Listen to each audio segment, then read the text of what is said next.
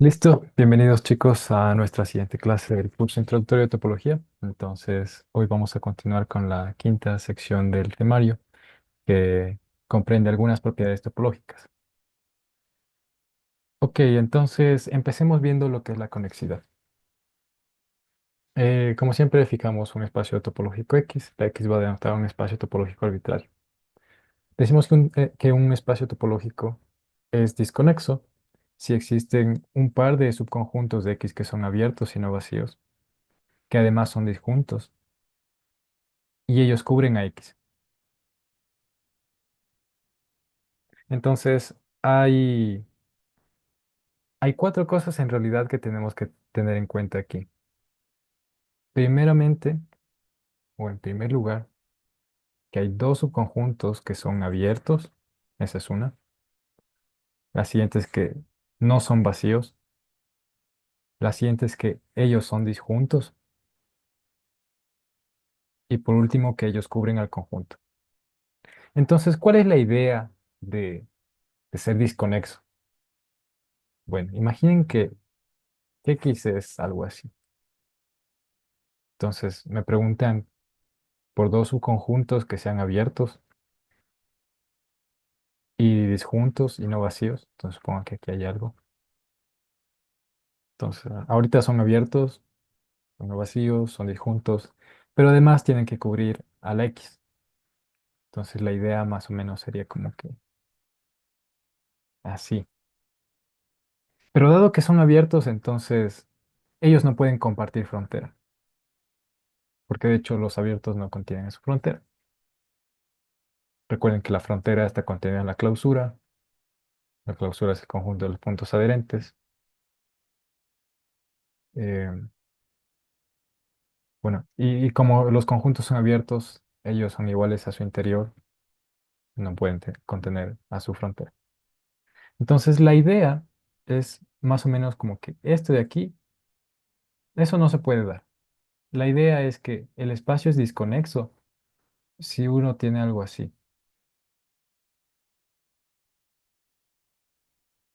como que dos conjuntos abiertos. En otras palabras, es disconexo si viene en más de una pieza. El espacio viene en más de una pieza. Entonces, en este caso tenemos dos piezas, pero puede tener más piezas, digamos, más partes. Entonces, puede ser así. Esta es otra parte abierta, digamos. Y entonces, ¿cuál sería el conjunto A, por ejemplo, que uno considera aquí? Sería la unión de este y de este. Y al B lo puedes considerar como este. Y entonces en este caso también es disconexo. Disconexo, que viene en más de una pieza. Esa es la cuestión. Por ejemplo, la recta de los reales. La recta, una recta, o el continuo. Ese es otro nombre para la recta de los reales. El continuo, entonces, es un continuo de números. La recta es conexa. En otras palabras, con la definición que he dado nomás, la recta no es disconexa. Entonces, ¿cuál es la definición propiamente de conexo? La definición es tontísima porque un espacio es conexo si no es disconexo. Entonces, es simplemente eso. Entonces, la recta es conexa porque no es disconexo.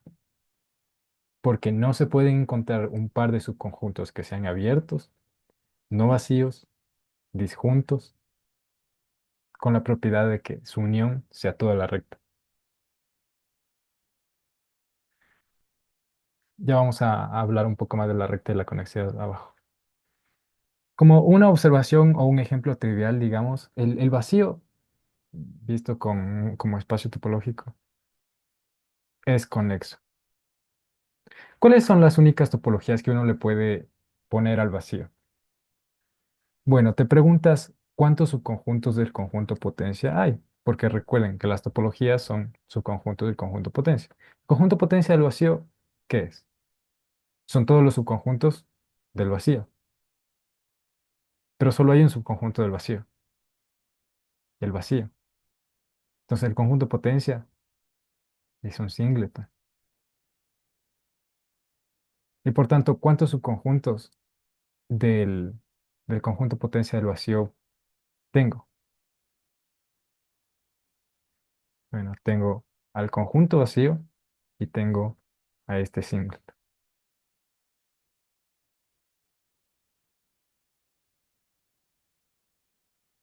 Entonces, la topología que uno le puede poner al vacío tiene que ser la topología discreta, necesariamente. Ok.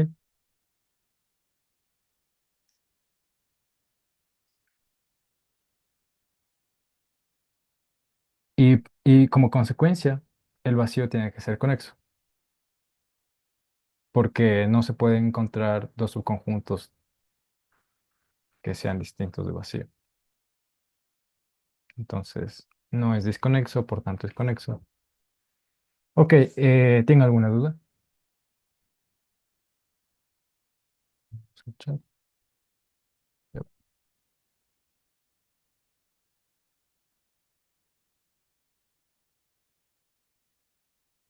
Ok, veamos una caracterización de ser conexo. Un espacio topológico es conexo si, solamente si. Los únicos subconjuntos de X que son a la vez abiertos y cerrados solamente son dos, el vacío y todo el espacio. Esta caracterización de conexidad es importante, por favor, recuérdenla.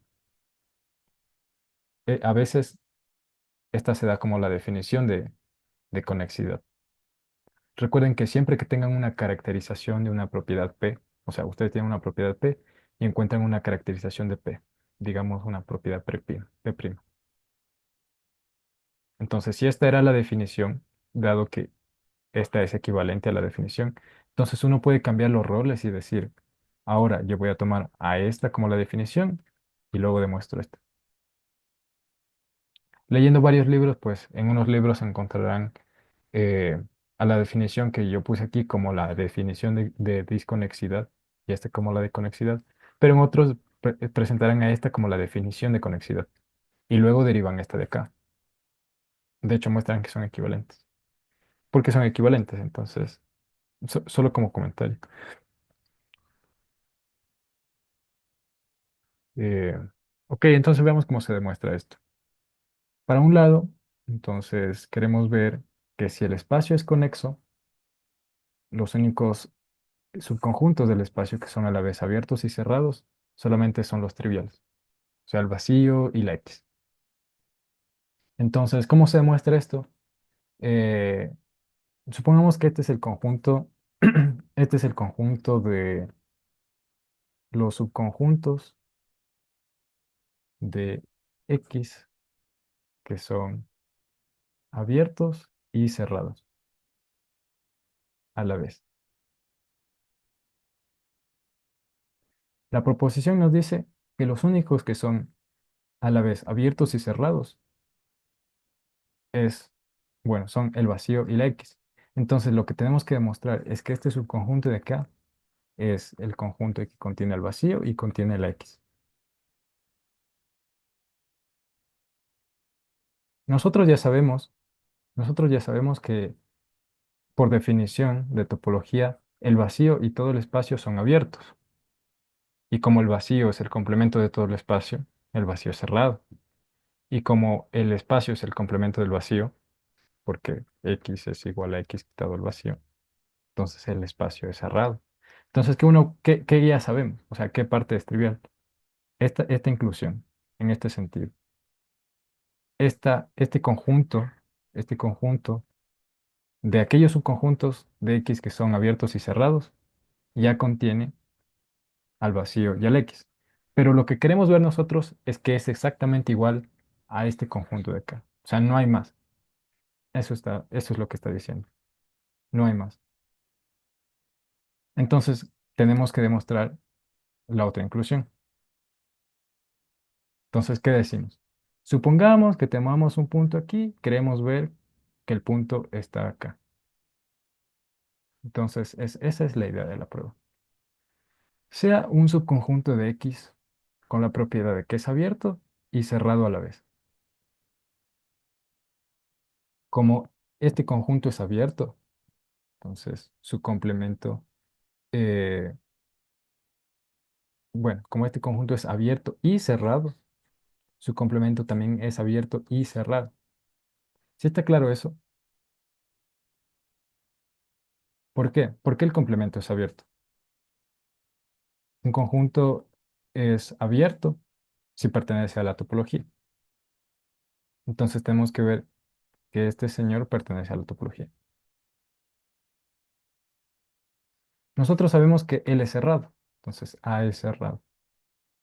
Entonces, ¿eso qué significa? Significa que su complemento es abierto. ¿Qué significa ser abierto? Significa que él pertenece a la topología. Entonces, por eso esto es abierto. Pero sabemos también que el conjunto A es abierto. O sea, A es abierto. Entonces, su complemento es cerrado. Entonces, por eso X quitado A es cerrado. Entonces, concluimos que si A es abierto y cerrado a la vez, su complemento también es abierto y cerrado a la vez. Y esto nos va a ayudar a hacer el siguiente razonamiento.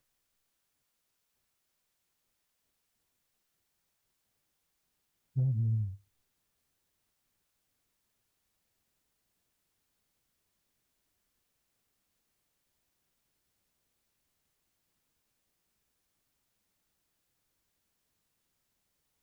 Supongamos, con el propósito de generar una contradicción, que tanto A como su complemento son distintos de vacío. O sea, vamos a ver que esto no es posible. Ok, entonces, si eso fuera verdad, si esto fuera verdad, entonces tendría que ser verdad que A y su complemento son abiertos distintos de vacío. Bueno, ya dijimos que este era abierto, este era abierto. Estamos suponiendo que ellos son distintos de vacío, entonces ellos son abiertos y no vacíos.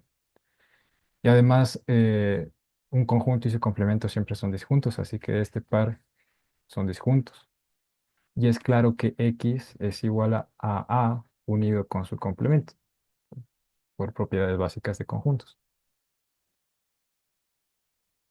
Entonces se satisface esas tres cosas. Son abiertos, no vacíos, disjuntos y cubren X. Cuatro cosas, perdón. Abiertos, no vacíos, disjuntos, cubren X. Veamos la definición de conexidad, perdón, de disconexidad. Dos subconjuntos abiertos no vacíos son disjuntos, cubren el espacio. Eso significa que el espacio es disconexo. Entonces, esto de acá implica que el espacio es disconexo. Contradicción. ¿Por qué contradicción? Porque nuestra suposición original era que el espacio es conexo. Entonces, con esto concluimos que esta suposición que nosotros hicimos aquí, en esta viñeta, no es verdad. Como no es verdad, su negación tiene que ser verdad. Entonces, ¿cuál es la negación? Es que A o su complemento tienen que ser vacío. Pero esto es justamente lo que queríamos demostrar, porque recuerden que queríamos ver que el conjunto que tomamos aquí o es vacío o la X, no hay otra posibilidad. Entonces, si llegamos a la conclusión de que A o su complemento es vacío, se sigue que, o sea, reescribiendo esto de aquí, esto es lo mismo, pero reescribiendo que el complemento es vacío, nos queda que el A tiene que ser el X. Es como que una ecuación. O sea, ¿cuánto tienes que quitarle a la X para que te dé el vacío? Tienes que quitarle todo. Entonces, A tiene que ser todo. En conclusión, A es el vacío o A es todo el espacio. Y eso es lo que queríamos demostrar. Listo. Ya está esta dirección. ¿Tiene alguna duda?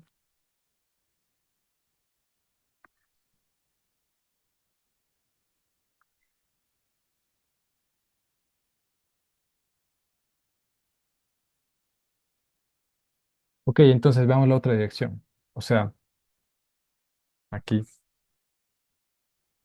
que si los únicos subconjuntos de X que son a la vez abiertos y cerrados son vacío y X, entonces queremos ver que el espacio es conexo.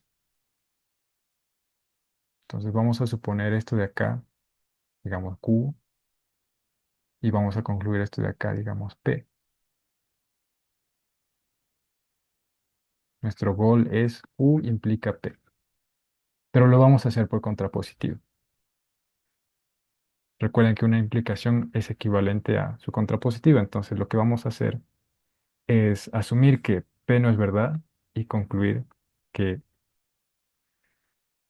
que Q no es verdad.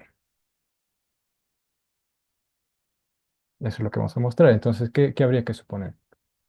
La negación de P, que el espacio es disconexo. ¿Qué tenemos que mostrar? Que Q no es verdad. O sea, que aparte del vacío y del X, hay otro subconjunto distinto de esos que es a la vez abierto y cerrado. Basta que encontremos uno. Pero si encontramos más, pues, o sea, igual sirve. Pero basta con uno.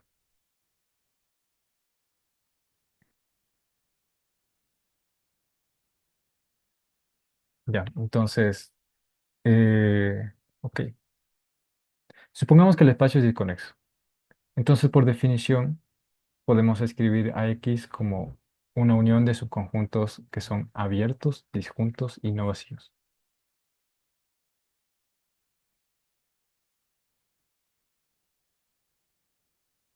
¿Ok? Entonces, ahora hacemos la siguiente observación. Si A es abierto, su complemento es cerrado.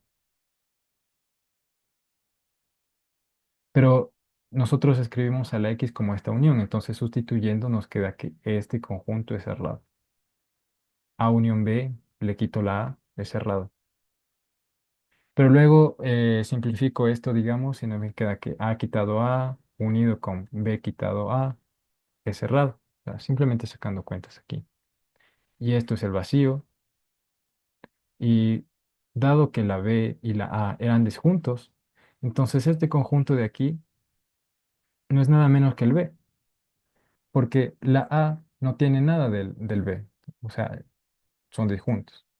Esto implica que si a B le quito A, pues como no tienen nada en común, en realidad no le quité nada de la B y me queda la B mismo.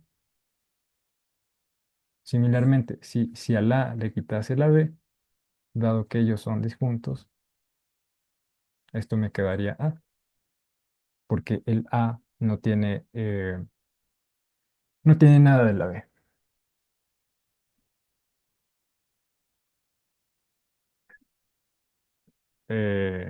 Micrófono. Con exactamente el mismo razonamiento concluimos que B es abierto si solamente A es cerrado. O sea, ¿qué hice acá? Supuse que A es abierto, concluí que B tiene que ser cerrado. Pero usando la misma estrategia, digamos, se sigue que si B es abierto, A es cerrado. O sea, simplemente aquí reemplaza los símbolos. Entonces, ¿qué hemos encontrado? Hemos encontrado dos subconjuntos que son abiertos y cerrados a la vez. Y ninguno es el vacío, ninguno es la X, por su posición.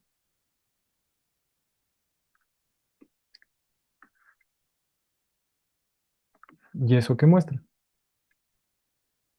Pues justamente lo que queríamos demostrar, que existe un subconjunto, bueno, al menos un subconjunto que es abierto y cerrado a la vez y distinto del vacío y distinto de todo el espacio. Listo, entonces eso muestra la proposición de acá.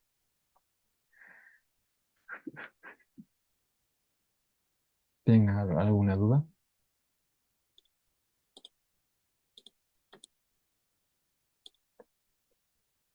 Veamos algunos ejemplos. Primero, la recta es conexa. Esto ya lo mencionamos. La recta de los reales es conexa. ¿Por qué? Porque no es disconexa. Pero ¿qué pasa si le quito un punto? Digamos, aquí está el cero y ¡boom! Hago un hueco aquí. Entonces me quedan dos partes, este y este. Aquí estaba el cero. ¿Qué me queda? Me queda el intervalo de menos infinito a cero abierto, unido el intervalo de cero hasta más infinito. Y veamos, tengo un par de subconjuntos que son abiertos. Claramente estos subconjuntos son disjuntos. Claramente estos subconjuntos son no vacíos. Y claramente la unión de estos dos me da R quitado el cero. Entonces, ¿qué puede decir uno? Que este espacio, R quitado este punto, es disconexo. Pero funciona también si le quitas cualquier otro punto. Si le quitas el uno, el 2, el pi, raíz de 2, no sé. Cualquier punto que tú quieras, le quitas, te queda un espacio que es disconexo. Y si le quitas una cantidad finita de puntos, también te queda un espacio que es disconexo. Si le quito un punto, me quedan dos pedazos. Si le quito dos puntos, me quedan tres pedazos.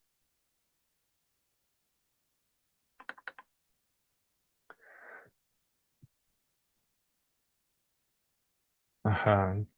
Este comentario es importante. Recuerden que lo importante viene en las cajas rojas. Entonces, ¿qué dice que un subconjunto de un espacio topológico es conexo? Si tomado con la topología inducida, ese subespacio es conexo. Nosotros definimos conexo para un espacio topológico, pero no lo definimos para un subconjunto de un espacio topológico. Lo definimos para un espacio topológico. Pero lo que nos está diciendo ese comentario es que simplemente tomamos al subconjunto con la topología inducida y vemos si se cumplió la definición.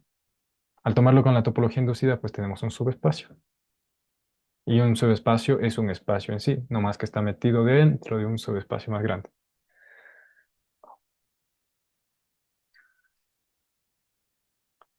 Ok. Eh, y esto de acá también es importante. Los únicos subconjuntos de la recta real que son conexos son los intervalos de cualquier tipo. Pueden ser intervalos abiertos en un lado, cerrados en el otro lado, o abiertos en ambos lados, o cerrados en ambos lados. A esto se le llama segmentos. De hecho, este intervalo, ¿qué sería este intervalo? Es el conjunto de todos los puntos que están entre A y A inclusive. Entonces, solo está A. Se sigue que los singletos son conexos en la recta. Así son los subespacios o los subconjuntos conexos de la recta real. Son intervalos. Y eso tiene digamos, tiene repercusiones importantes porque tiene una aplicación al teorema del valor intermedio. Entonces, el teorema del valor intermedio nos decía que una función que es continua, que está definida sobre un intervalo cerrado AB, alcanza todos los puntos entre las imágenes de A y B. Entonces, esa es como la idea de continuidad. Está más abajo, más desarrollada en general, como que cómo se comporta la conexidad con las funciones continuas. Pero en el caso del teorema del valor intermedio, era, lo que es importante destacar es que la conexidad y la continuidad de una función se llevan bien, en el sentido de que si uno tenía en análisis real un intervalo y le aplicaba una función continua, entonces la imagen también era un intervalo. Y en general, y ese es el teorema más importante de conexidad que está puesto aquí, que si uno tiene un conjunto conexo y lo mapea con una función continua, entonces la imagen es conexa también. En otras palabras, la conexidad se preserva bajo funciones continuas. Eso era. Ok, ¿y por qué este subconjunto de la recta es disconexo? Pues porque evidentemente es disconexo. Entonces, verifiquemos. Aquí está el cero, el uno, el 2, el 3. La intersección es vacío. O sea, aquí recuerden que lo tengo que ver como subespacio con la topología inducida. Entonces, tomando con la topología inducida, ¿cómo encuentro dos subconjuntos que sean abiertos y cerrados a la vez, que sean distintos del vacío y además disjuntos? Bueno, tomo simplemente ellos mismos. Recuerden que este es abierto en la topología inducida. Este también es abierto en la topología inducida. Entonces, esos son mis candidatos. Ellos cubren a este subespacio porque es, bueno, es prácticamente el mismo. Y son no vacíos. Ya dije eso. Disjuntos, abiertos. Entonces, este es desconexo. Tiene una disconexión. Eso es una disconexión. Un par de subconjuntos que satisfacen esta propiedad de acá. Una disconexión.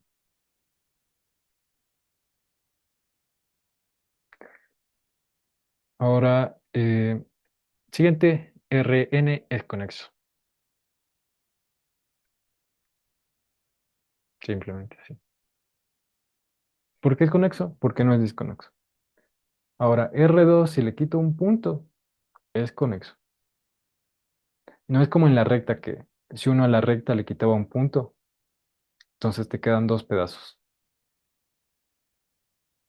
Imagínenlo así, si esta es la recta a la que le quité un punto y yo trato de atravesar, entonces eventualmente voy a llegar aquí a este punto, pero no lo puedo cruzar porque está vacío, o sea, no hay nada ahí. Entonces no puedo pasar acá. El espacio está desconexo. Pero si estuviésemos en el plano, así, y yo le quito el origen, entonces ¿qué me queda? Me queda algo así, queda un hueco ahí. Pueden como que atravesar, o sea, pueden moverse por el plano, sí. O sea, estos dibujitos que estoy haciendo así como caminos, curvas, tiene que ver más con la idea de conexidad por caminos, que es justo la siguiente lámina. Lo que pasa es que para Rn, la conexidad por caminos y la conexidad son equivalentes. Entonces, por eso el análisis vale. Ya vamos a ver lo que es eh, conexidad por caminos. Ok, este de acá es un ejercicio tipo quiz. Muestren que si tienen un espacio que es distinto del vacío y conexo, y además tienen una función continua que parte de ese espacio a este espacio discreto, el espacio con solo dos puntos, esta función continua tiene que ser constante. ¿Cuál es la idea de esto? O sea, ¿cómo esto se conecta, digamos? Intuitivamente, ¿qué es esto? Porque, o sea, ¿qué tiene que ver el cero y qué tiene que ver el uno aquí? Pues la respuesta a esa mini pregunta es que nada. Tú puedes poner A y B y dotarlo de la topología discreta. No más que el cero y el uno hace como que la idea de apagado, prendido, pero solo son símbolos. Recuerden que en este curso casi, bueno, no hemos usado números para nada, no más que como que para los subíndices, para anotación, etcétera. Pero cuentas así, digamos, numéricas no hemos hecho. Anyway, regresando, ¿cuál es la idea? La idea es que acá está la X. Es un espacio bonito, o sea, viene en una sola pieza. Y acá está esta cosa discreta, sí, solamente tiene dos puntos. Entonces, nos está diciendo este enunciado que si uno tiene una función continua del espacio que es conexo al del espacio discreto de dos puntos, entonces tiene que ser constante. ¿Qué es una función constante? Una función que mapea todo a un único punto.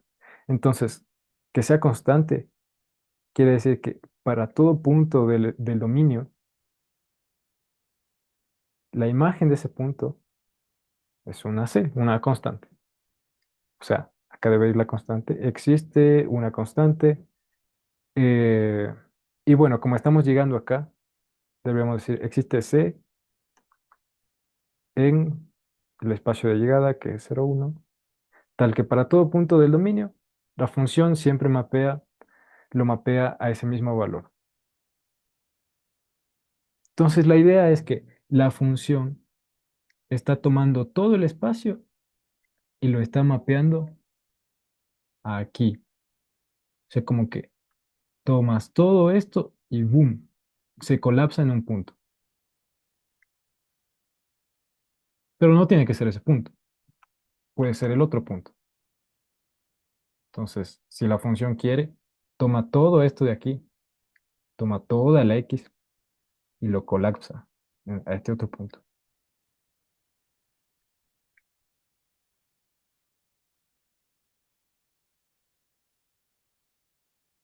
Entonces, esa es la idea. Si tenemos un espacio conexo, una función continua definida sobre ese espacio, que es un espacio discreto, tiene que ser constante. En otras palabras, este espacio grande se comporta como un solo punto. Ese es el significado de colapsar, digamos, que una sola pieza, una sola cosa, un solo punto, un solo objeto. Es la idea.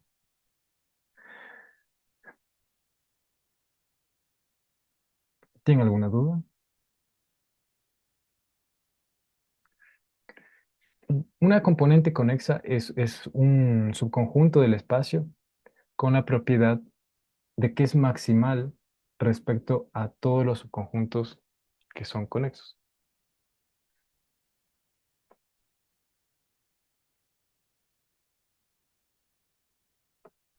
contenidos en ese subconjunto. Aquí, como está la definición, dice, una componente conexa de un espacio X es un subconjunto conexo que no está propiamente contenido en otro subconjunto conexo de X. En otras palabras, A, o pongamos C mejor, C subconjunto de X es componente conexa, sí, solamente sí. Para todo subconjunto de X que sea conexo, si ocurre que el, el, eh, el C está contenido en el A, entonces el C tiene que ser el A.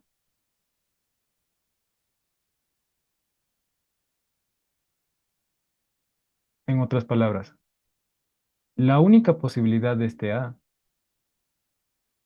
de que este A sea con esta propiedad, es que este A sea el propio C. Eso es lo que está diciendo.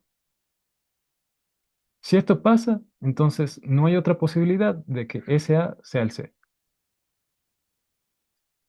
¿Por qué? Porque el C tiene que ser el más grande. Eso es lo que está diciendo. Como que es uno de los subconjuntos conexos más grandes que puede tener un subespacio, una componente conexa. En el caso de R, por ejemplo, cuando lo desconectamos, cuando le quitamos el cero, las componentes conexas, ¿qué serían? Serían esta de la izquierda y esta de la derecha. Son los más grandes. Pero recuerdan que dijimos que los subconjuntos que son conexos de la recta son los intervalos. Entonces, ¿cuáles subconjuntos de este espacio que está aquí son conexos, pero no son componentes conexas? Por ejemplo, uno podría considerar el -1, 0, el 2, 3. Ambos son conexos, por ejemplo, pero ellos son como que no son componentes chiquitos porque, perdón, no son componentes conexos porque son chiquitos,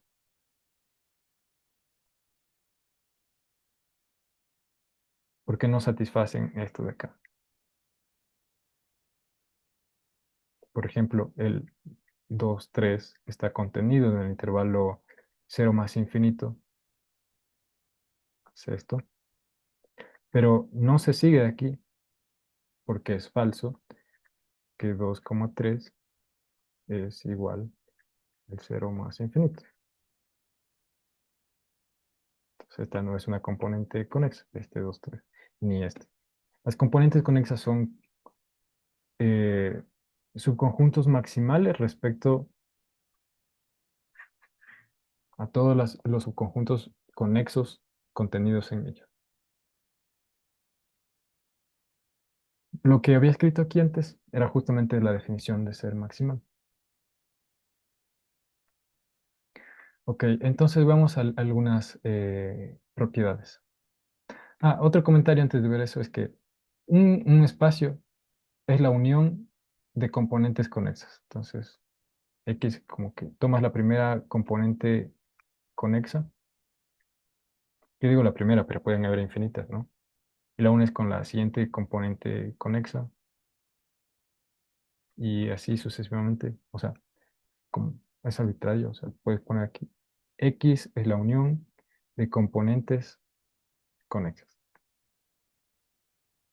Y haces correr esto sobre todas las componentes conexas. Y además resulta, y eso creo que es un ejercicio, que las componentes conexas son disjuntas. Ellos nos van a dar lugar a una partición. Ok, entonces ahora sí vemos algunas propiedades. Sea un espacio topológico X y consideremos dos subconjuntos. Primera propiedad. Si un conjunto es conexo, su clausura es conexa. La clausura preserva la conexidad. Segundo, si ambos subconjuntos son conexos y además comparten un punto, al menos un punto, o sea, su intersección no es vacía, entonces la unión de ellos tiene que ser conexo. Idea con la recta. Aquí está la recta.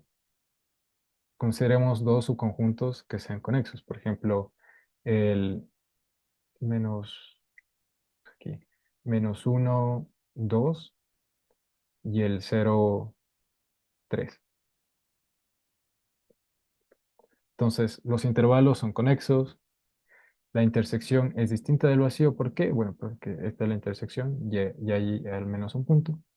Entonces, la unión es conexa. ¿Y cuál es la unión? Es todo esto de aquí. Sería el intervalo, perdón, intervalo abierto a la izquierda, menos 1, cerrado al 3 a la derecha. Es conexo. Los intervalos son conexos. Ok.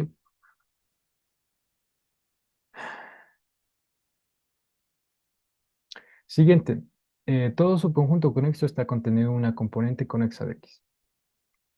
O sea, esto es como que, eh, ¿cómo decirlo evidente? O sea, yo podría decir evidente, pero ¿cómo se puede dar uno cuenta de que en realidad es evidente? Entonces, tienes aquí el espacio. Tienes aquí un subconjunto que es conexo, una sola pieza. ¿Cómo muestro que él está metido dentro de una componente conexa? ¿Cómo encuentro una pieza de X que no esté propiamente contenida en otra pieza conexa? ¿Cómo encuentro una pieza conexa que contenga este conjunto y que no esté propiamente contenida en otra pieza conexa? La idea es que si tu subconjunto conexo es A, entonces tú puedes tomar un punto de A y ahora dices, sea, no sé, C, la colección de subconjuntos supongamos, S subconjuntos de X con la propiedad de que S sea conexo y el punto esté dentro de ese conjunto. Consideras toda esa colección y las unes. O sea, unes todos esos elementos. Por ejemplo, en la recta. Supongamos que la hemos separado. Quitamos un punto. Escogemos aquí nuestro punto. Pero buscamos todos los subconjuntos que sean conexos y que contengan este punto.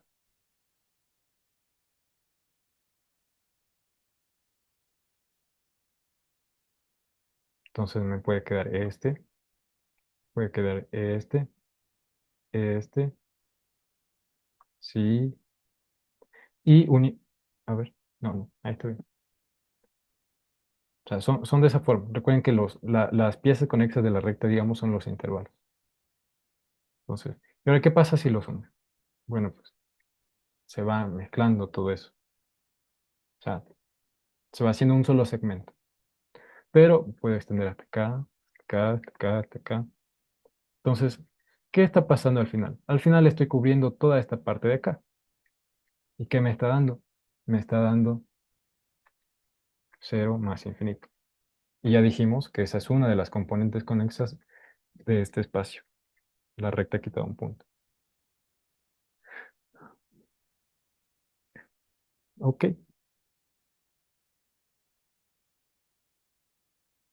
entonces esa es la idea. De hecho, esa es otra definición de componente conexo. Bueno, diríamos, ¿qué es la componente conexa de un espacio que contiene un punto? Entonces es la unión de todos los subconjuntos conexos del espacio que contienen ese punto. Recuerden el lema de Zorn. O sea, detrás de esto está como una versión del lema de Zorn. Por ejemplo, una de las explicaciones clásicas del lema de Zorn. ¿Cuál era el subconjunto maximal respecto, o sea, cuando uno considera el orden como la inclusión, cuál es el subconjunto maximal a construir? Es la unión, el lema de Zorn, teoría de conjuntos. Ok, esa es la propiedad 3. Siguiente, dos componentes conexas o son iguales o son disjuntas. ¿Por qué? Porque supongamos que tenemos dos componentes conexas que tienen un punto en común. Entonces, digo que esta es una componente conexa y esta es una componente conexa también. Pero ¿qué dijimos? Que las componentes conexas son maximales. Entonces ellas no pueden estar contenidas propiamente dentro de un subconjunto que sea conexo más grande. Esta unión es un subconjunto más grande del espacio que contiene a esta componente conexa y este componente conexo. Entonces eso no puede ser porque ya dijimos que ya son en sí componentes conexas. Entonces, componentes conexas no pueden estar contenidas propiamente dentro de otra componente conexa, porque son maximales.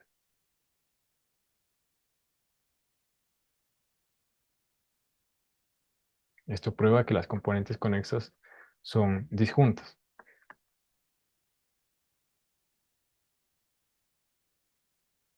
¿Cuál es el único caso en el que sí podrían tener un punto en común? O sea, en el caso en el que todos los puntos son comunes. O sea, en el caso en que una componente conexa sea igual a ella misma. Por eso, dos componentes conexas o son iguales o no tienen nada que ver. Ok. ¿Tienen alguna duda?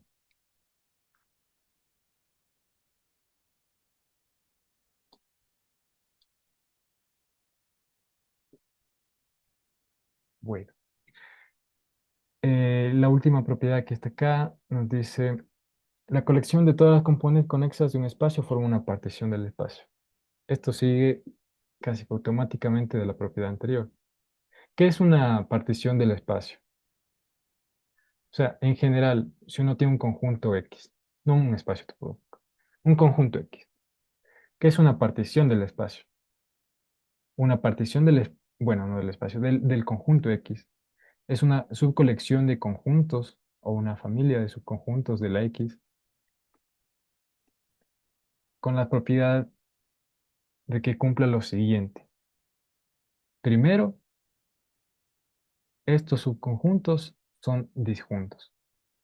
Entonces, si considero índices distintos, los conjuntos son distintos. Si alfa es distinto de beta, entonces alfa intersección X alfa intersección X sub beta es vacío. No tienen nada en común. Son disjuntos. Y además, ellos tienen que cubrir a todo el conjunto. Entonces, X es la unión sobre todos estos alfa de las X alfa. Entonces, una partición de un conjunto es una colección de subconjuntos que cubren al conjunto y además son distintos dos a dos, disjuntos dos a dos.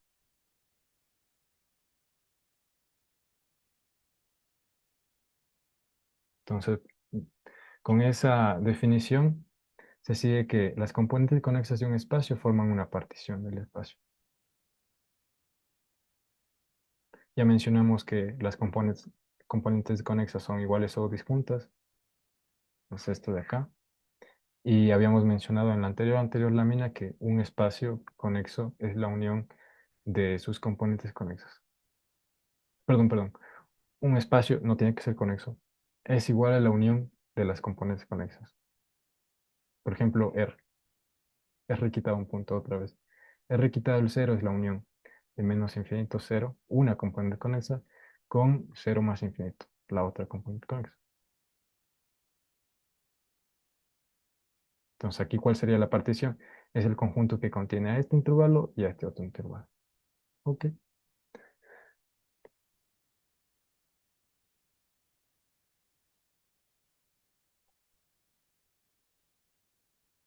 Y aquí una mini definición. Un espacio es totalmente disconexo si todas sus componentes conexas son singletons. Como que él está bien regado, bien separado, bien disperso. Ok.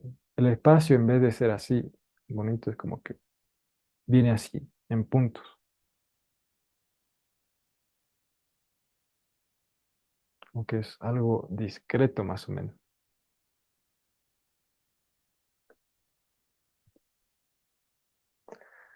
Ajá, entonces, pregunta, ¿por qué un espacio discreto es totalmente desconexo?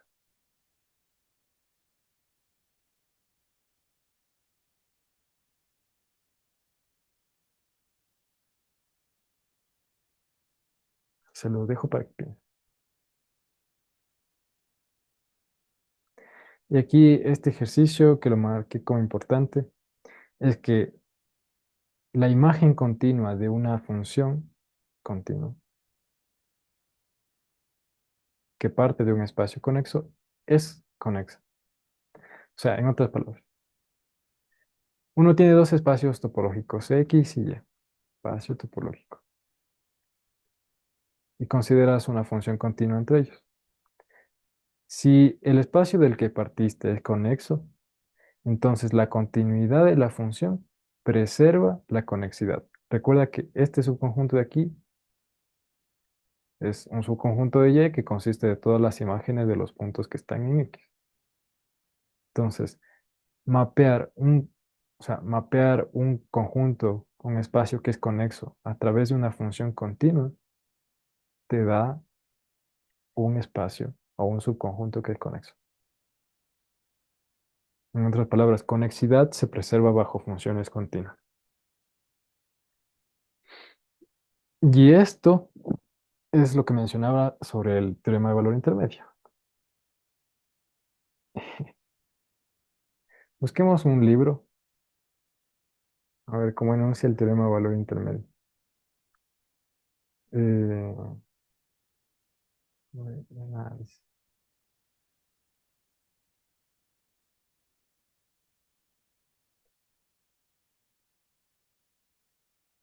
Ujú. Visualización. Aquí está,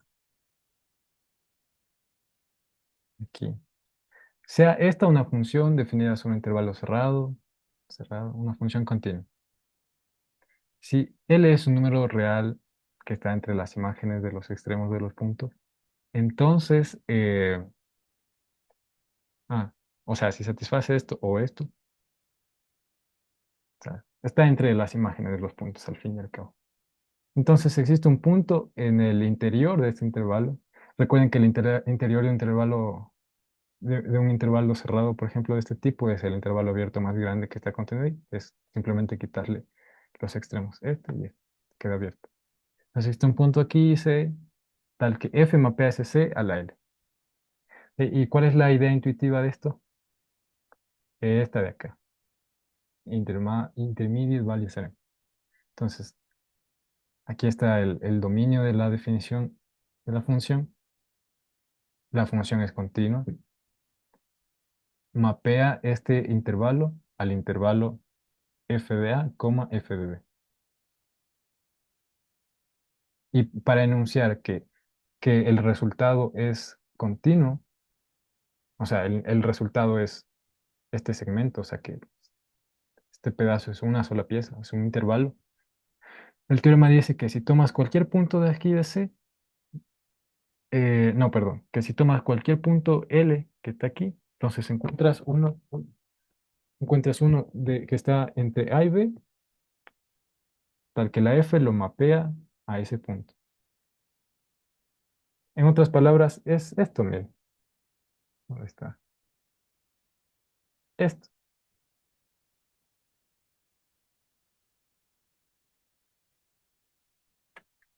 ¿Quién haría el rol de nuestro espacio conexo X? Es el intervalo AB. Y bueno, la función llega a R. El enunciado del teorema de valor intermedio decía que era continua. Vamos a copiar eso.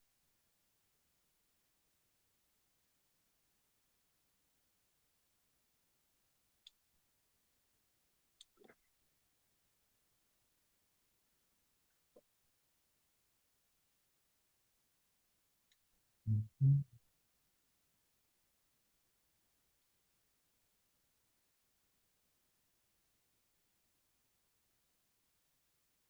Entonces, recapitulando, consideramos una función definida sobre un conexo, llega a otro espacio, en este caso R, y nos dice que si encontramos un punto que está entre las imágenes, esto es un punto que está entre las imágenes, entonces existe un punto del dominio, un punto interior,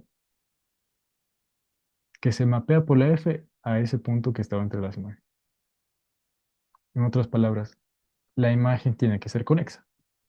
Eso es lo que está diciendo.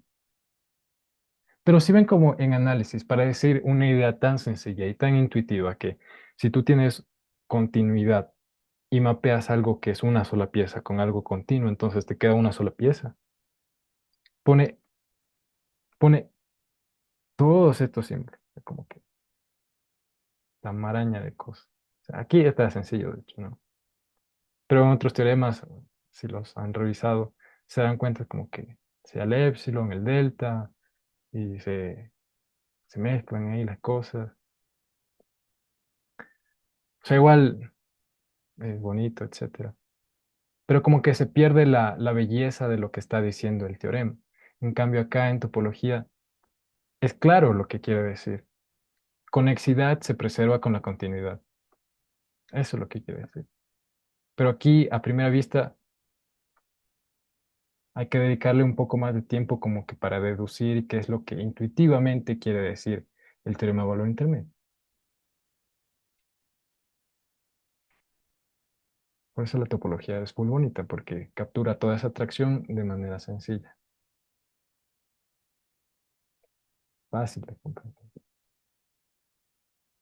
Y buen análisis también, por supuesto, pero a lo mejor no tan evidente, no sé. Al menos a mí me parece así. Ya me darán los comentarios ustedes. Ok, este a lo mejor viene en la tercera tarea. No, no hay tercera tarea, perdón. La tercera tarea sería el examen. Entonces, esta semana es la última semana de clases, por cierto. Entonces, no sé cuándo les dije que quedaba el examen final, pero creo que era el viernes. Bueno, ahí aclaramos en el grupo. Y yo les envío, creo que la tarea hoy o mañana. O sea, va a ser igualito. Yo le digo tarea porque va a ser igualito que una tarea, las otras dos tareas. Y van a tener que subirlo al Classroom, etcétera. Ya les confirmo la fecha de cuándo les envío y cuándo tienen que entregar. Me parece que íbamos una semana desfasados, entonces, a ver, creo que les envío la siguiente semana y tienen esos 5 días para resolver. Así creo que quedamos, ¿verdad? Bueno, yo les confirmo en el grupo. Va a ser igualito que una tarea, en resumen, el examen. Y va a salir de este tema, del tema 4 y... No, perdón, este es el tema 5 y tema 6. Ok. ¿Tienen alguna duda?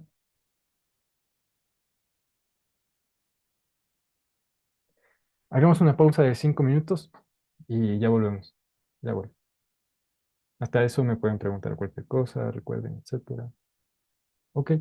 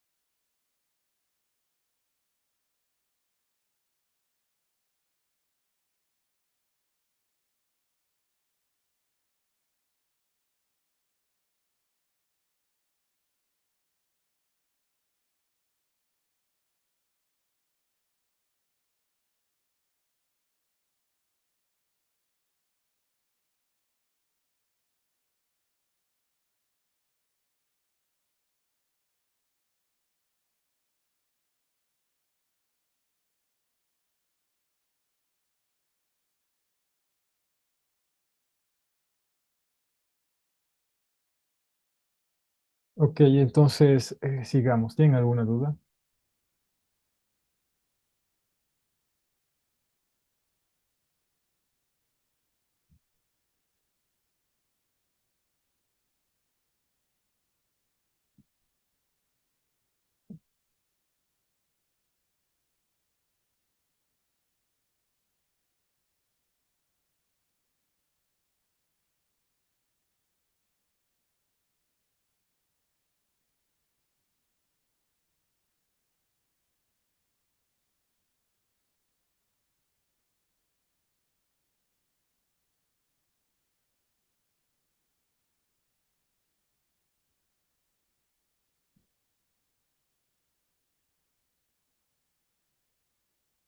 A ver, entonces, conexidad por camino.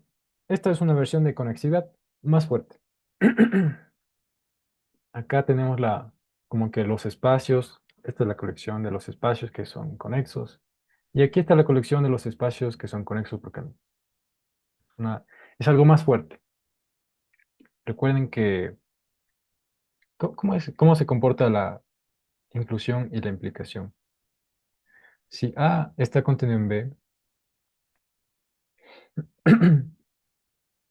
entonces si una propiedad, eh, si tomo un elemento de A, un elemento que está en A, y una propiedad para ese elemento es verdad, entonces sigue que la propiedad para ese A, visto como elemento de B, también es verdad, digamos, B gordos. O sea, esa es la idea. Inclusión es implicación. Ok. Entonces, ¿por qué digo esto? Porque conexidad por caminos va a implicar conexidad. Eh, ok, entonces, qué es un camino? Supongan que X es un espacio topológico, así, cualquier cosa. Puede tener un hueco aquí, así. Un camino es un caminito, así.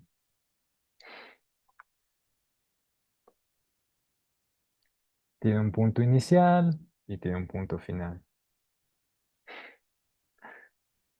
Y puede ser, o sea, puede hacer lo que él quiera, puede ir así, redondear este hueco, así, regresar aquí si quiere, o si no quiere puede dar varias vueltas, así. Ok, ¿qué es formalmente un camino? Es una función continua del intervalo unitario a X, al espacio. No es nada más que eso. Una función continua del intervalo unitario, recuerden que el intervalo unitario se anota I, al espacio. Es un camino. Ahora, la imagen del cero, o sea, es el punto de donde comienza, se llama punto inicial. La imagen del uno, de este de acá, se llama punto final.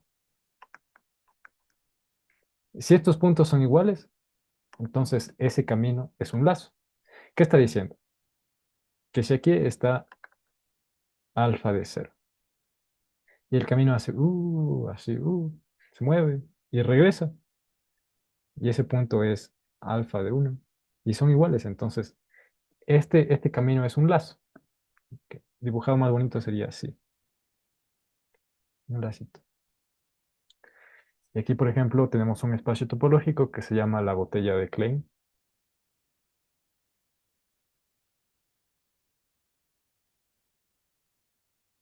Es este objeto de cuatro dimensiones, pero aquí estamos viendo la sombra. Y aquí están como que dibujados varios lazos. Entonces, miren, aquí hay un lazo. Voy a coger este de acá. Aquí hay un lazo. Aquí hay otro lazo, así se mete por adentro, vuelve, sale, etcétera. Aquí hay otro lazo, así. Y hay otro lazo por adentro, etcétera. Entonces, recuerden esto, ¿no? Un lazo es un camino que empieza y termina en el mismo punto. Ok.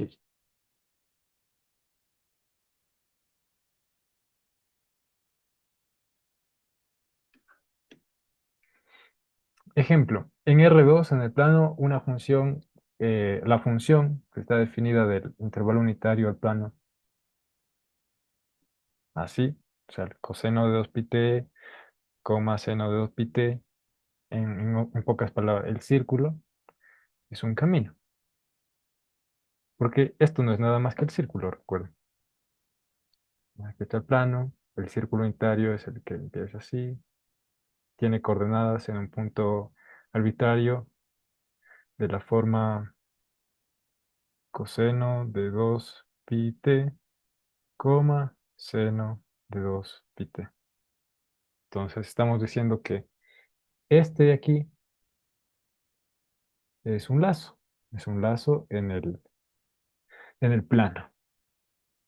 Es un camino que empieza y termina en el mismo punto.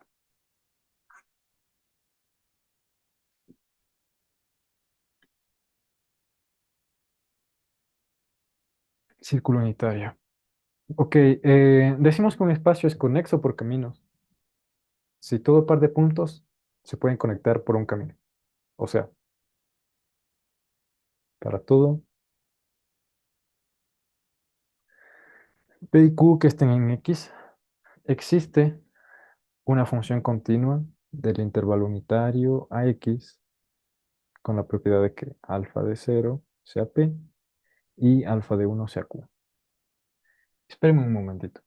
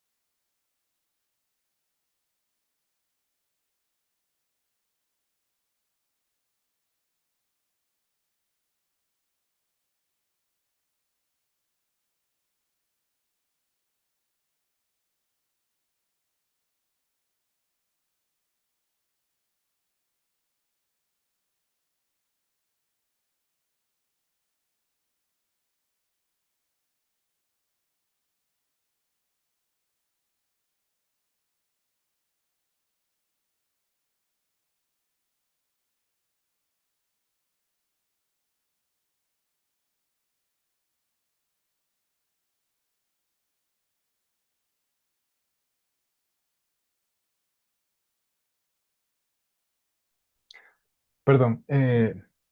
Ok, entonces, ¿cuál es la idea? ¿Cuál es la idea de que un espacio sea conexo por caminos? Uno aquí tiene el espacio y tomas cualquier par de puntos. El espacio es conexo por caminos y esos dos puntos se pueden conectar por un camino. Una función continua del intervalo unitario al espacio. Tiene que funcionar para cualquier par de puntos. ¿Cómo conecta un punto consigo mismo? Con un lazo. O con la función constante igual a este punto. Recuerden que las funciones constantes son continuas. Ok. eh, eh, un momento. Tengo que atender algo del club.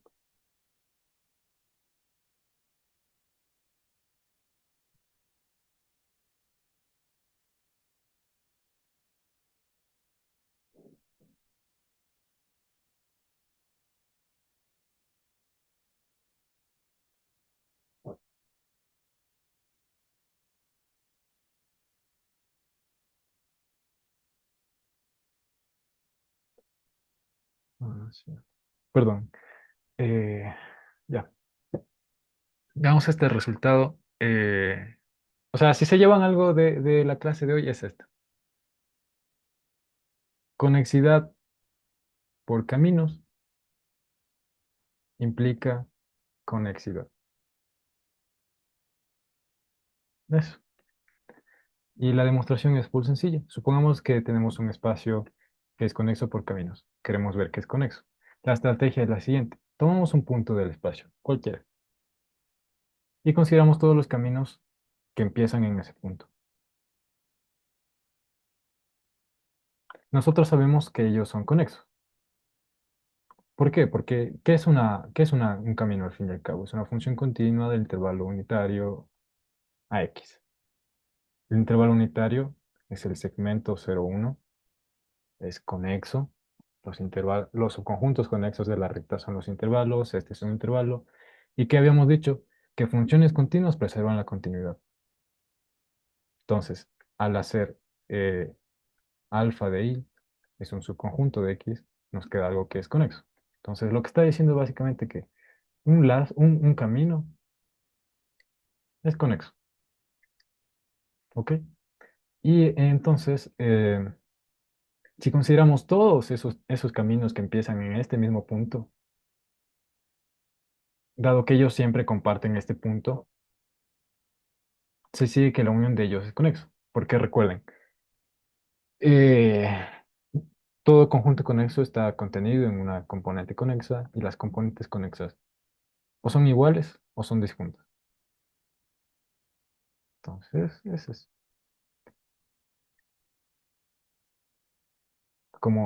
como la unión de, de todos esos caminos es X, porque X es conexo por caminos, cualquier par de puntos se pueden conectar por caminos, se sigue que el espacio es conexo, una sola pieza. Ok. Ejercicio. Hagan los detalles, digamos, con toda la escritura matemática de esta demostración.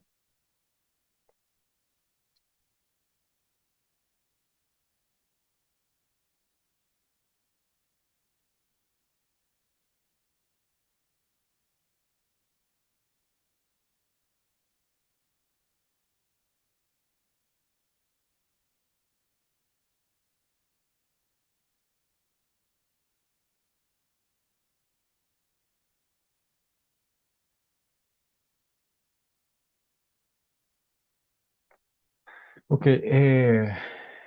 ¿tienen alguna duda? Aquí tenemos algunos ejemplos. A ver, Rn es conexo por caminos. Habíamos visto que Rn es conexo. Entonces, recuerden, para Rn, en Rn, para Rn, conexidad por caminos es equivalente a conexidad.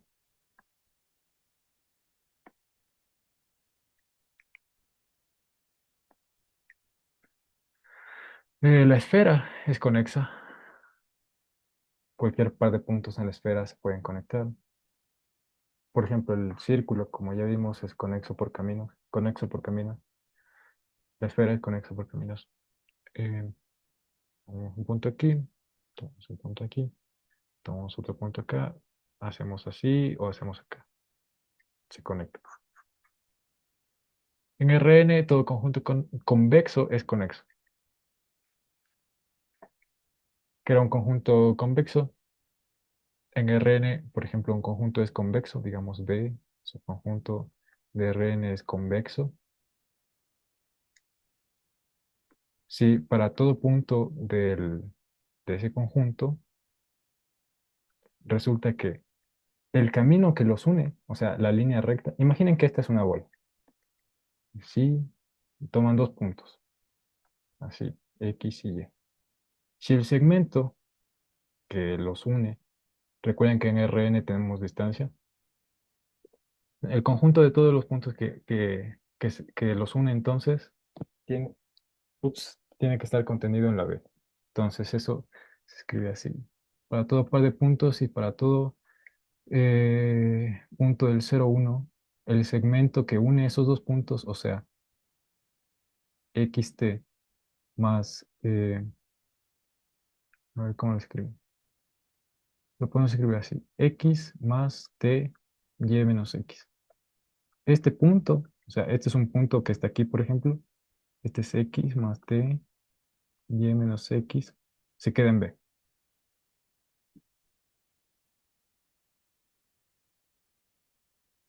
Imaginen a este como, a medida que avanza la t del 0 al 1, están incrementando este punto. O sea, si la t es 0, por ejemplo, este punto que voy a poner en blanco estaría aquí, porque quedaría x más 0, ¿no? Pero ahora si muevo la x un poquito, me queda x desplazado ese poquito, en esa dirección. Y luego un poco más, un poco más, un poco más. Y cuando llegue t igual a 1, llego a b, perdón, llego a y. Porque si la t es 1, miren qué pasa. Si la t es 1, entonces ¿cuánto te queda? Te queda x más y menos x, o sea, y. ¿Ok? Entonces estamos recorriendo todo este pedazo. Y eso es lo que significa ser conexo. Los segmentos entre cualquier par de puntos se quedan dentro de ese conjunto.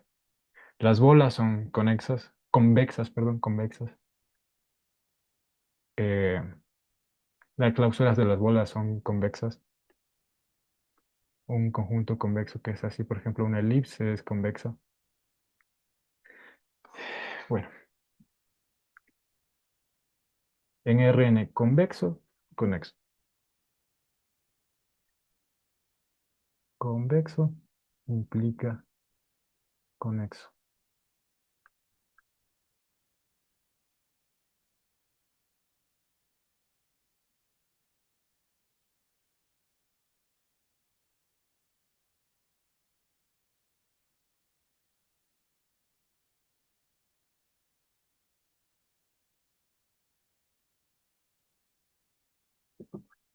Ok, teorema.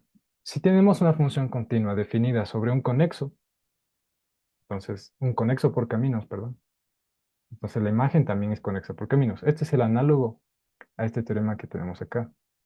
Una función continua definida sobre un espacio conexo envía ese espacio en algo conexo. O sea, la imagen de un espacio conexo bajo una función que es continua es conexa. Esta imagen es conexa. Y acá que nos decía, eh,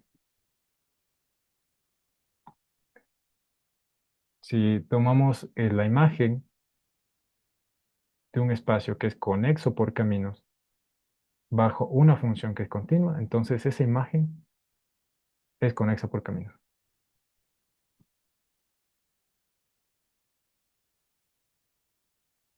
Y la prueba es sencillita, de verdad. O sea, ya en este nivel las pruebas son sencillitas, de verdad, son cortitas. Si le sale una prueba muy larga, o es porque no se sabe en alguna caracterización, o algo no está tan claro, no sé.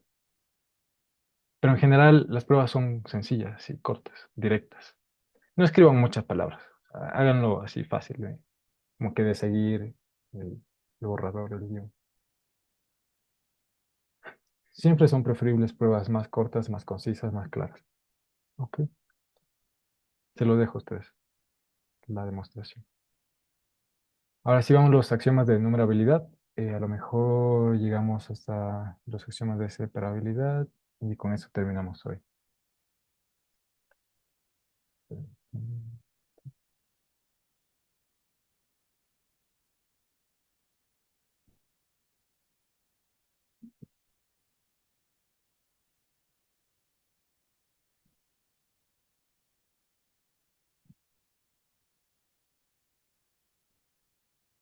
Ok, axiomas de numerabilidad. En inglés sería countability axioms. Yo lo había traducido como axiomas de contabilidad, pero el término más usado, digamos, es axiomas de numerabilidad. Entonces, tomemos un espacio topológico X y fijemos un punto ahí.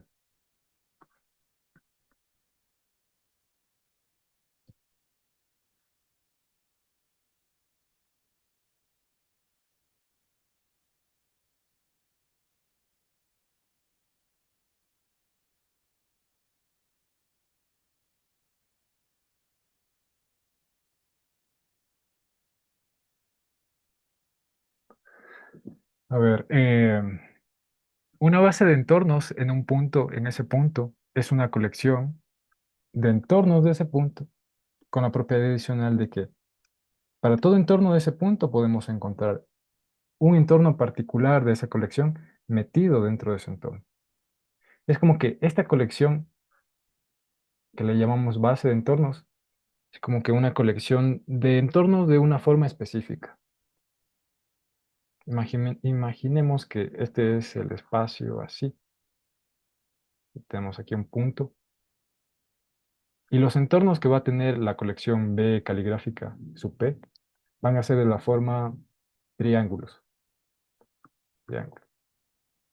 Entonces, lo que está diciendo esto de acá es que si tú consideras cualquier entorno del punto, siempre vas a poder encontrar un triángulo que esté contenido ahí dentro y que contenga el P.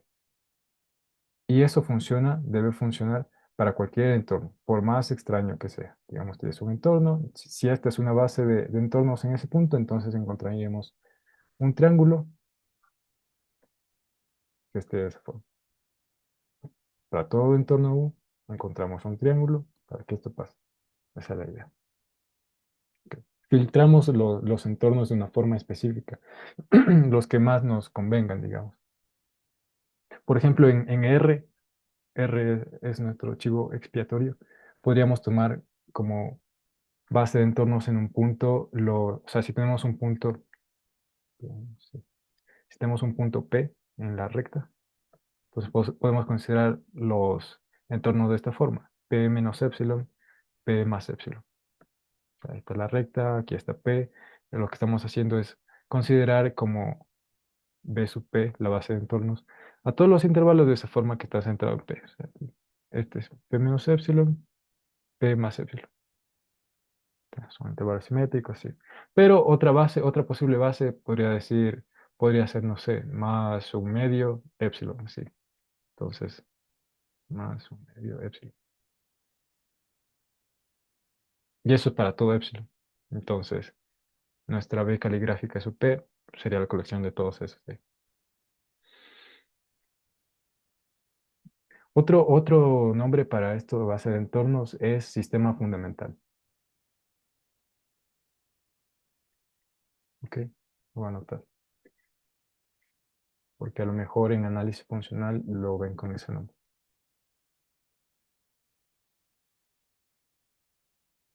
Sistema fundamental de entorno.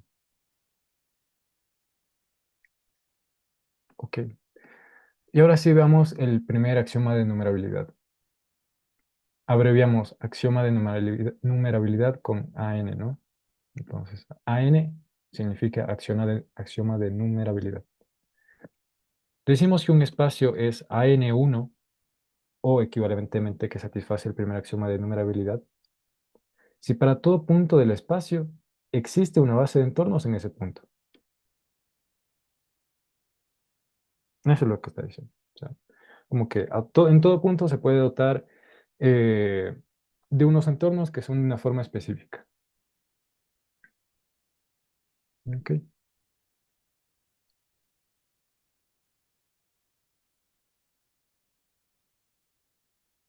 Ahora, un espacio es segundo contable. O sea, yo he escuchado así más, segundo contable. O un espacio es AN2 si tiene una base contable para su topología. Al inicio del curso, en la primera semana, vimos un ejemplo de eso. No sé si alguien se acuerda. ¿Podrían dar un ejemplo de un espacio que es segundo contable?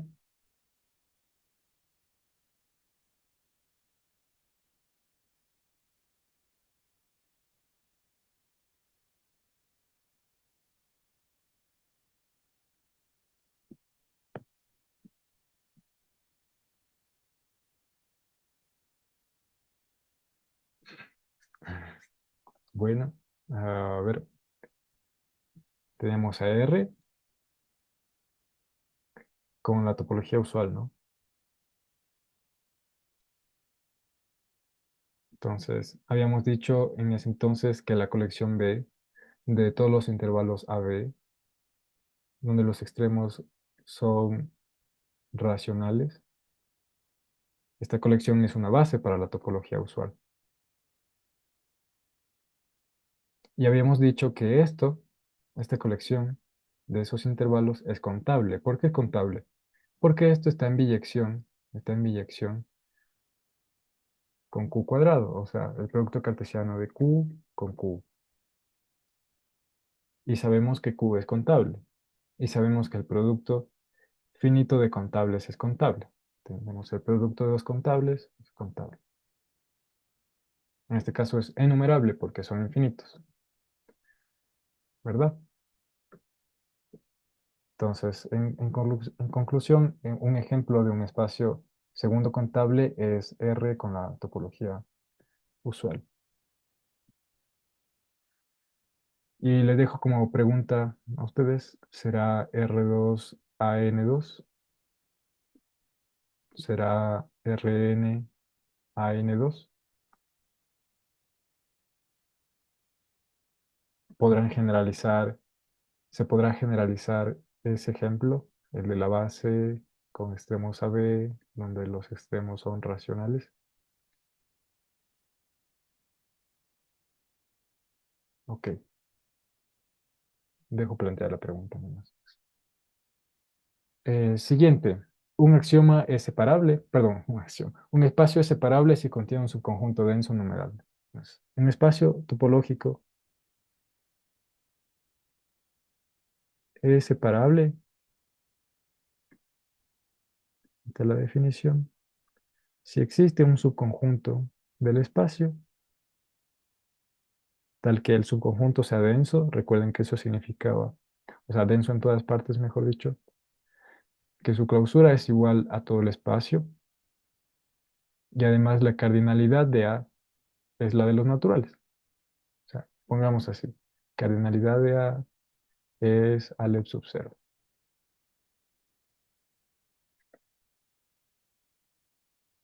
O en otras palabras, existe una biyección de a los naturales o a los enteros positivos. Y eso quiere decir que la cardinalidad de A es la cardinalidad de los enteros positivos. Y eso es importante, ser separable, o sea, como que una propiedad muy deseada. En funcional la van a usar, apunten por ahí.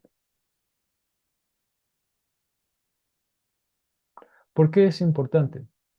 Porque es como que si el espacio es separable, entonces, de cierta manera, todo elemento del espacio se puede aproximar con elementos de este subconjunto A. Y este subconjunto A es bonito porque es contable, es numerable. Es como que en términos de cardinalidad es infinito, sí, pero chiquito. No tiene muchos elementos, que es más manejable de cierta forma. La idea de aproximar viene porque su clausura es igual a X. Eso es. Como que la clausura, recuerden, miren como que una operación que rellena los huecos, rellena los puntos adherentes y los puntos límites también, porque todo punto límite es adherente, ¿verdad? Ok. ¿Tienen alguna duda?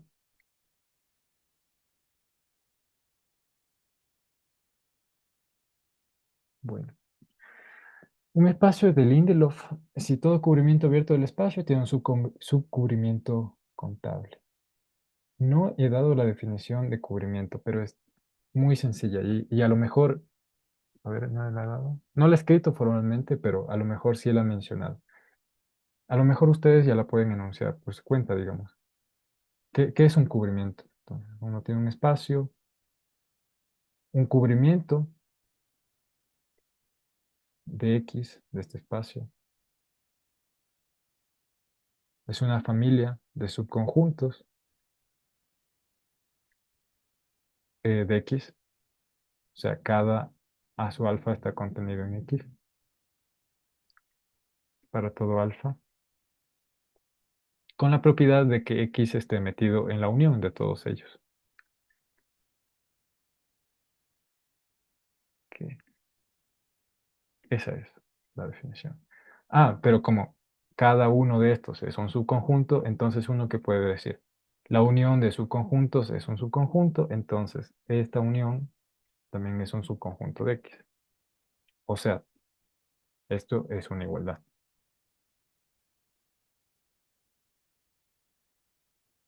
Es una igualdad.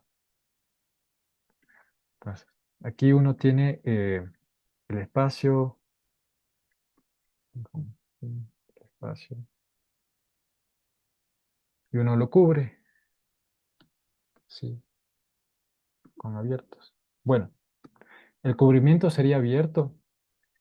Decimos que el cubrimiento es abierto si cada uno de estos es abierto.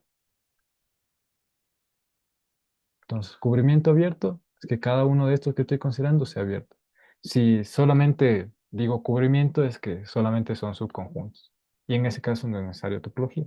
Ahora, si digo cubrimiento abierto, ahí sí necesito topología. Entonces, ese sí. Es decir, al espacio que está en blanco lo vas tapando con abiertos. O sea, y abiertos de la forma que quieras. ¿Sí? Imagina que hay una cantidad infinita de abiertos. O sea, una cantidad arbitraria, digamos. Entonces, este axioma de acá, de Lindelof, nos está diciendo que un espacio de Lindelof, si ese cubrimiento arbitrario, se puede reducir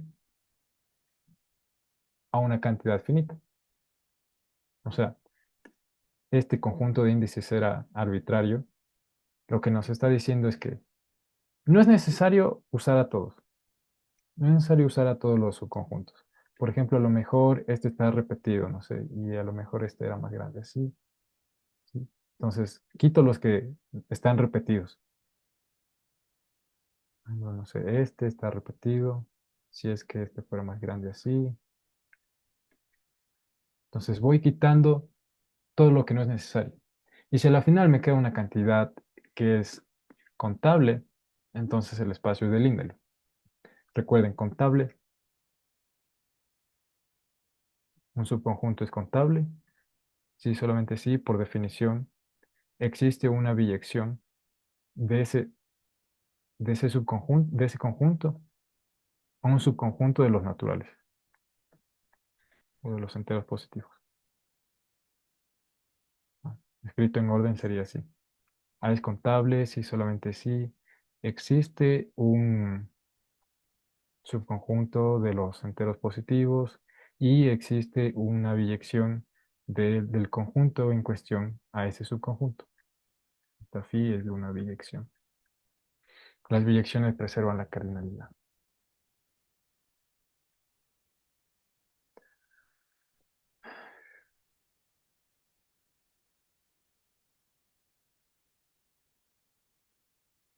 Ok. Any question? ¿Una duda? Se entendió la idea de cubrimiento.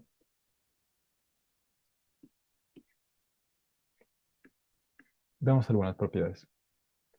Todo espacio métrico es AN1.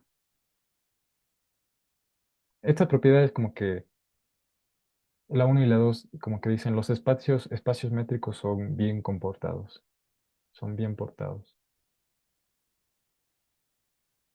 tienen buenos modales, eso dice.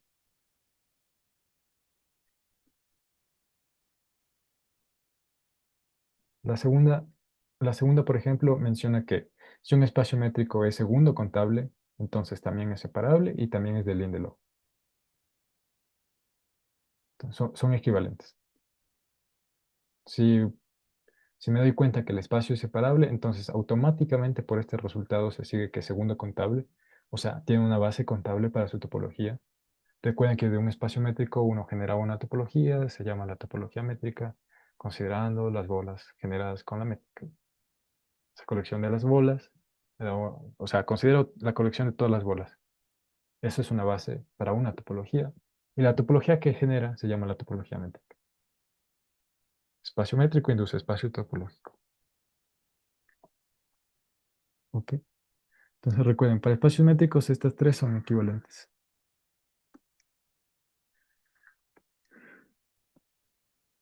No está diciendo que un espacio métrico es AN1 y AN2. La primera dice, todo espacio métrico es AN1, ¿verdad? Pero no está diciendo que un espacio métrico es AN2. Está diciendo que si es AN2 o segundo contable, entonces es separable y viceversa. Si es segundo contable, entonces separable y viceversa. Y lo mismo con el otro. Si es Lindelof, entonces es separable y conversamente es Lindelof. Si es separable, Lindelof. Y ahora este sí, esta es otra caja roja, recuerden, cajas rojas importantes. Para cualquier espacio métrico topológico, si se satisface AN2, entonces se satisface AN1 y se satisface la separabilidad y se satisface el Lindelof. Entonces, ¿qué estamos diciendo aquí? AN2 nos da como riqueza en propiedades.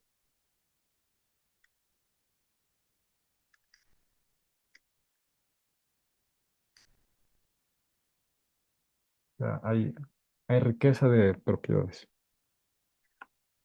Ok. Eh, ok. Y alcanzamos a ver, creo que, algunos de los axiomas de separación. Denme un minuto.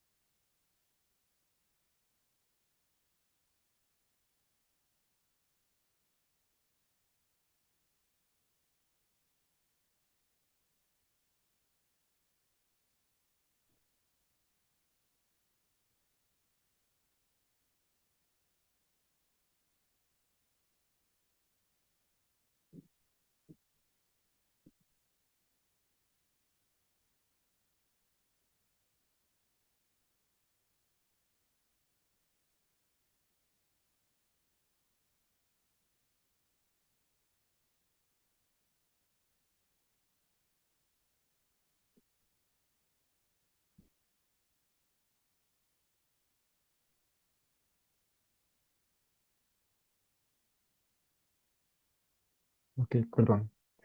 Axioma de separación. ¿Por qué puse esta imagen? La imagen original era esa. Y la idea de separación es que Uno usa conjuntos abiertos, entonces verdes son los conjuntos abiertos, para separar puntos o para separar conjuntos. ¿Sí? Esa es la idea. Al inicio están los puntos así en el espacio, flotando en el universo, en la nada, no sé. Y de acuerdo a cierto axioma de separación, el bisturí sería como el axioma de separación que estamos usando o el axioma de separación que se cumple. Se pueden separar los subconjuntos del espacio. Por acá está el espacio, sí. Entonces, esas bolitas verdes como que vienen a ser los medios por los cuales estamos como que separando esas cosas, los puntos en este caso. Esta es una ilustración más o menos, precisa de lo que es ser Hausdorff. Ya vamos a ver qué es eso. A lo mejor lo han escuchado en análisis, no sé. La definición es muy igualita. Entonces, sea X un espacio topológico. El axioma de separación más básico es el axioma de Kolmogorov, así se llama, axioma T0 o de Kolmogorov. Si para todo par de puntos distintos existe un abierto del espacio con la siguiente propiedad, y no se vayan a asustar por esto. Esto dice, el abierto contiene X y no contiene al otro punto, o no contiene X y contiene al punto Y. Entonces, en resumen, o pasa esto de aquí, esto sería esto de acá, perdón, este sería este de aquí, esta es la representación de eso. X no está en el conjunto abierto, pero Y sí, o pasa esto de acá. Ups, no lo he puesto. Vamos a poner aquí. Vamos a poner aquí. Pero aquí sería un O. O sea, este es un O. O pasa esto o pasa eso. O pasan ambos. Sí, sí, perdón, así. Vamos a poner en orden así y así. ¿Ok? Entonces, ¿qué está pasando? Lo que está pasando es que estamos distinguiendo al punto X. Recuerden que los conjuntos abiertos son el medio por el cual vemos los puntos. Entonces, con este abierto O, estamos viendo la X y la Y se queda fuera. O sea, no te veo Y. Y me está diciendo que en otro caso pasa al revés. Veo a la Y y no tomo en cuenta lo. ¿Ok? No está diciendo que existen dos abiertos, existe un abierto, tal que esto pasa o esto pasa. ¿Ok?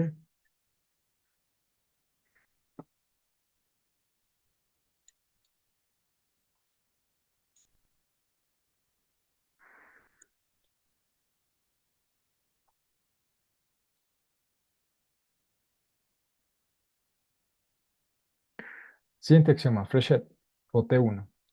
No lo vayan a llamar Frechet, llámenlo T1, porque Frechet eh, se reserva el nombre para otros espacios. Un funcional, por ejemplo. Un espacio Frechet si satisface otras propiedades distintas. Pero acá, o sea, no hay problema porque no estamos viendo nada de eso. Mejor si lo llaman T1. Bueno, ¿qué es T1? Este 1, si para todo par de puntos distintos, recuerden que los puntos siempre tienen que ser distintos, porque pues, ¿cómo vamos a separar un punto del mismo, no? Para todo par de puntos distintos, existe un entorno de uno de esos puntos, aquí puse Y, que no contiene al otro.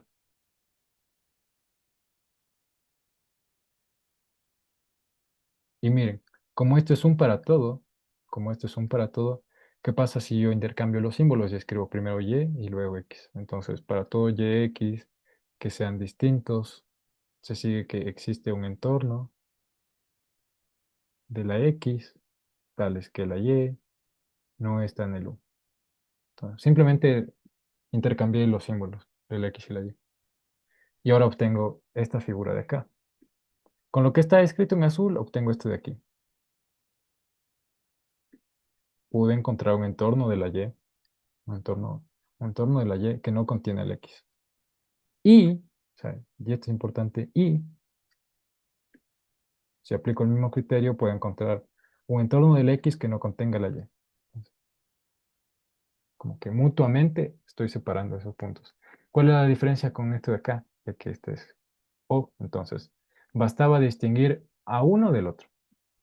Como que basta con que distingas al uno del otro. Pero el siguiente axioma, el axioma T1, es como que te permite ver un poquito más. Te dice, tú vas a distinguir a un punto del otro punto y viceversa. Entonces, eso es. Distinguir, cuando digo distinguir me refiero a encontrar estos entornos abiertos. Entorno o entorno abierto. Porque si uno encuentra un entorno abierto, entonces se encuentra un entorno, porque todo entorno abierto es un entorno. Y si uno encuentra un entorno cualquiera, entonces ese entorno contiene un abierto que contiene el punto, por definición de entorno. Un entorno es un conjunto. Un entorno en punto P es un conjunto que contiene un abierto que contiene ese punto P. Idea era esta, de la U, aquí está el abierto y aquí está el punto. Entonces, como que una cadena. P está en el O, y O está metido en el U. Ok,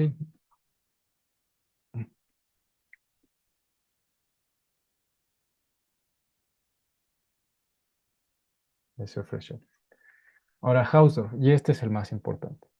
O sea, esta es otra de las cosas que se deberían llevar a la clase de hoy. Un espacio es Hausdorff, solamente la definición. Un espacio es Hausdorff si para todo par de puntos distintos pueden encontrar entornos para cada uno de esos puntos que son disjuntos. Eso es lo que dice. O equivalentemente en palabras. Todo par de puntos distintos se pueden separar con conjuntos abiertos o con entornos. Por el comentario de la anterior lámina, eh, separar con entornos es lo mismo que separar con conjuntos abiertos. Aquí puedo poner abierto, aquí puedo poner abierto sin pérdida de generalidad. Entonces, no hay problema. Lo voy a dejar así. La idea es la que está acá. Entonces, tú tienes tu par de puntos X y Y. Si puedes encontrar un par de entornos de cada uno que no se intersecten, su intersección es vacía, entonces el espacio es Hausdorff. No se pasa para cada par de puntos distinto.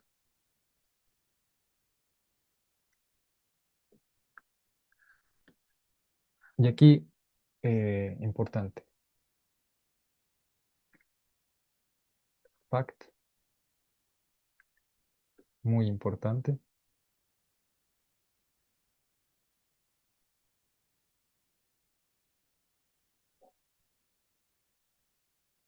y en mayúscula, todo espacio métrico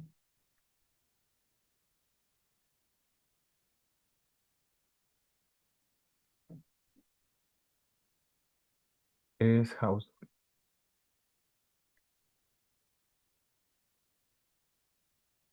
Y esos son los axiomas de separación más importantes que voy a mencionar por hoy, porque ya se acabó el tiempo.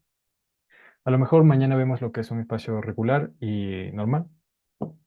Básicamente es como que, bueno, falta un axioma T3. Con ese hacemos combinaciones de T0, T2 y T0, T3 y así vamos obteniendo nuevas definiciones de espacios. Espacios normales, regulares, etcétera. Eso es todo por hoy. Si tienen alguna duda, me pueden hacer saber por cualquier medio, ya saben. Esta es la última semana de clases, aprovechen. Las notas, no he revisado todavía nada, entonces a lo mejor no van a tener inmediatamente las notas, a lo mejor después de lo que se acaba el curso, a lo mejor cuando ya ha iniciado el semestre, ahí les avisamos cómo están de sus notas y, y los términos del certificado. Eso, entonces hagan las tareas y estudien mucho. Listo, chicos. Ya les envío las notas. Gracias, Cristian. De nada. Chao. Y luego. Nos vemos.